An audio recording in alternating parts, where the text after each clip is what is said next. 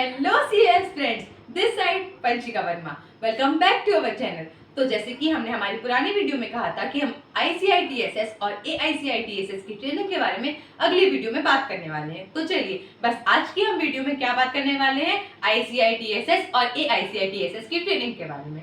आईसीआईटीएसएस की training information technology programme और orientation programme, ये दो ट्रेनिंग होती है जो हमें कब करना रहता है, इंटर एग्जाम देने के बाद। मतलब हमने हमारे इंटर एग्जाम दिया, उसके बाद हमें ये ट्रेनिंग करनी पड़ती है। ये ट्रेनिंग जब तक हम नहीं कर लेते तब तक हमें हमारे आर्टिकलशिप स्टार्ट करना नहीं पड़ता है। मतलब हम आर्टिकल स्टार्ट नहीं कर सकते जब तक हम ये हमारी दो ट्रेनिंग नहीं कर लेते हैं। इन्फॉर्मेशन टेक्नोलॉजी मतलब जो आईटी वाली ट्रेनिंग, उसमें मतलब में हमें बेसिकली कंप्यूटर नॉलेज दिया जाता है कि एक्सेल, एक्सेस, ये सब के बारे में, टैली वगैरह ये सब के बारे में हमें सिखाते हैं। हमें आईटी में कंप्यूटर बेस्ड नॉलेज दिया जाता है। और ओरिएंटेशन ओसी की जो ट्रेनिंग होती है उसमें हमें क्या, हमारी पर्सनैलिटी डेवलपमेंट, हमें बाकी के लोगों के साथ कैसे इंटरेक्शन करनी है, हमें ग्रुप डिस्कशन कैसे करना है, ये सब हमको सिखाते हैं। किसमें, ओसी में। ये दोनों ट्रेनिंग 15-15 दिन की होती हैं जो कि हमें इंटर के बाद करनी पड़ती हैं ताकि हम आर्टिकलशिप स्टार्ट कर सके। मतलब आर्टिकलशिप स्टार्ट करने के लिए हमें ये दो ट्रेनिंग कंपलसरी है, जरूर से जरूर करना पड़ेगा। तो देखिए, बेस्ट टाइम हमें कब, कौन से टाइम पर ये आईटीओसी की ट्रेनिंग करनी चाहिए। देखियो, हमने हमारे इंटर के एग्जाम दिया, उस एग्जाम के देने के बाद जब तक रिजल्ट आता है उसके बीच के जो ड्यूरेशन होता है, हमें तब ये ट्रेनिंग कर लेनी चाहिए। बेस्ट टाइम होता है कि वो टाइम पीरियड को यूटिलाइज करने का। मतलब बेस्ट टाइम कब है, एग्जाम देने के और रिजल्ट आने के बीच का जो ड्यूरेशन है, बीच का जो गैप है, हमें उसमें क्या कर लेना चाहिए, इनकी ये दो ट्रेनिंग कर लेनी चाहिए। उसके बाद आती है ACITSS, AICITSS मतलब advance information technology program and management and communication skills. ये दो ट्रेनिंग ऐसी होती है जो हमें कब करनी रहती है, फाइनल एग्जाम देने के पहले। मतलब जब तक हम ये दो ट्रेनिंग नहीं कर लेते तब तक हमें फाइनल एग्जाम देने को नहीं मिलता है। ये दो ट्रेनिंग भी वैसे ही 15-15 दिन की होती हैं। पर आपको मेन चीज क्या याद रखनी है, इन दो ट्रेनिंग के लिए आपको पहले से रजिस्ट्रेशन करना पड़ता है।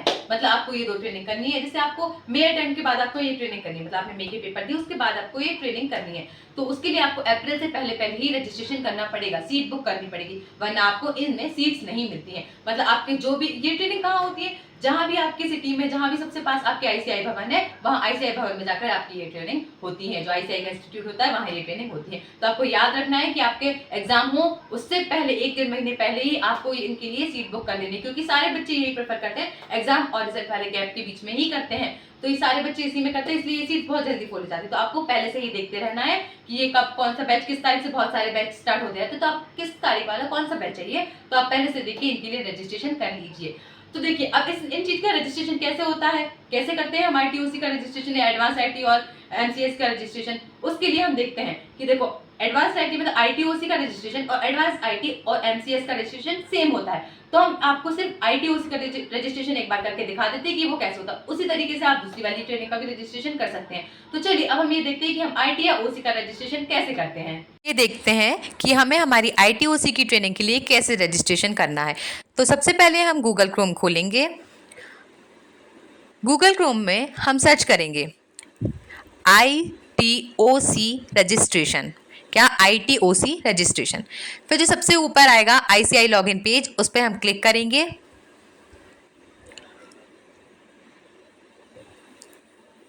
साइट ओपन होने में थोड़ा टाइम लग सकता है आपको। साइट ओपन होगी, उसके बाद एक एडवर्टीजमेंट वगैरह हो सकती है, तो आप ब्रोशर वगैरह है तो आप उसको कैंसिल कर दीजिए। उसके बाद आपको मांगेगा यूज़र नेम और पासवर्ड। यहाँ आपको अपना CRO डालना है और अपना पासवर्ड डालना है और लॉगिन करना है। आप जैसे ही लॉगिन करेंगे तो कुछ ऐसा इंटरफेस आपके पास खुलेगा। उसमें आपको जैसे ही रजिस्ट्रेशन करना है तो आप कुछ अलग अलग आपको मिलेंगे। तो आपको सबसे पहले अपने कोर्स कर, अपनी आईटीओसी के लिए रजिस्ट्रेशन करने के लिए जाना पड़ेगा कहाँ पर, अप्लाई फॉर कोर्स रजिस्ट्रेशन। आप उस पर क्लिक करेंगे।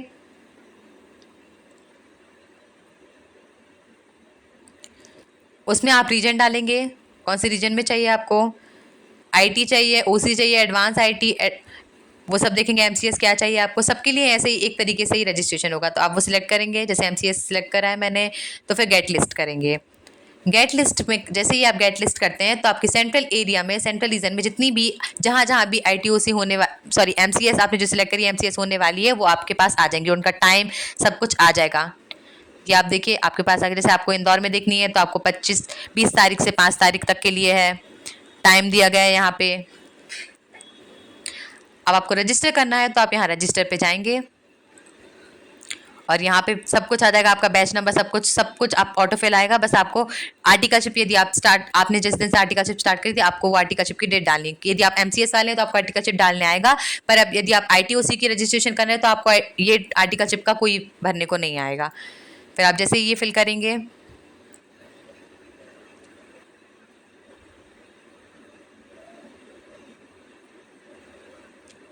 फिर सबमिट करेंगे आप।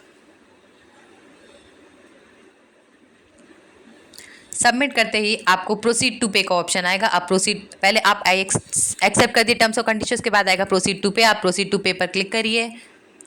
उसके बाद आप ऑनलाइन मोड को सिलेक्ट करिए। आप ऑनलाइन मोड से पेमेंट करना चाहते हैं,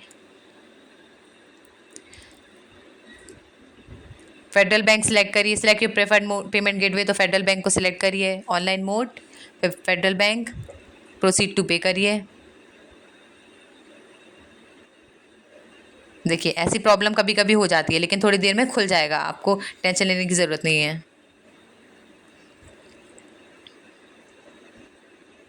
आपको एग्जिट नहीं करना है, बस डायरेक्ट।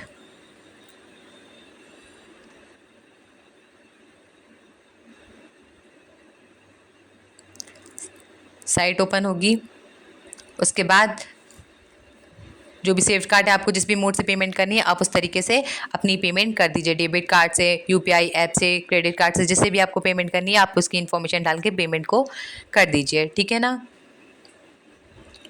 क्रेडिट कार्ड का ऑप्शन जैसे ना है, डेबिट कार्ड का ऑप्शन है, आप डेबिट कार्ड करिए। जो भी सिलेक्टेड इन्फॉर्मेशन मांग रहा है आप दीजिए, कार्ड की इन्फॉर्मेशन दे दीजिए, उसके बाद पे कर दीजिए। ये होती है रजिस्ट्रेशन से रिलेटेड बात, ठीक है ना। लेकिन आप जब अपनी ITOC स्टार्ट कर देते हैं, MCS जो भी आप स्टार्ट कर रहे हैं, तो आपकी जब क्लासेस चलती है तो आपको डेली ना क्या करना पड़ता है, फीडबैक भी देना पड़ता है, ठीक है। तो यहाँ आता है फैकल्टी फीडबैक, ठीक है। तो आप इसको खोलेंगे तो अभी खाली आ रहा होगा, जैसे आपकी ट्रेनिंग वगैरह चालू हो जाएगी तो रोज रोज का आपको यहाँ फीडबैक का ऑप्शन अवेलेबल होता जाएगा। आपको रोज रोज यहाँ फीडबैक देने पड़ेंगे। उसके बाद यहाँ आता है, जब आप ITOC के लिए रजिस्टर कर लेते हैं तो उसके बाद जब आप स्टार्ट करते हैं तो उसके पहले आपको इसका एक जो प्रिंट आउट है, वहाँ जो प्रिंट एक्नॉलेजमेंट आ रहा है ना, तो ये एक्नॉलेजमेंट प्रिंट करके, अब जैसे ITOC है मेरी हो चुकी है तो ITOC की प्रिंट सर्टिफिकेट आ रहे हैं, वैसे MCS वगैरह जिसकी भी आप यहाँ पे रजिस्ट्रेशन कर रहे हैं उसका एक्नॉलेजमेंट का प्रिंट का ऑप्शन आएगा। वो प्रिंट एक्नॉलेज करिए, एक्नॉलेजमेंट को प्रिंट करवाकर आपको इंस्टीट्यूट में, जहाँ भी आप नियर इंस्टीट्यूट से जहाँ भी आप ट्रेनिंग करना चाह रहे हैं, ये एक्नॉलेजमेंट आपको वहाँ सबमिट करना पड़ता है, ठीक है ना।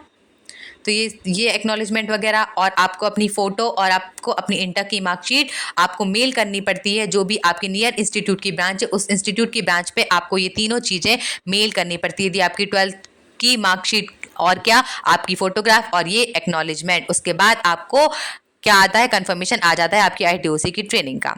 चलिए तो मिलते हैं हम हमारी नेक्स्ट वीडियो में, तब तक के लिए बाय बाय।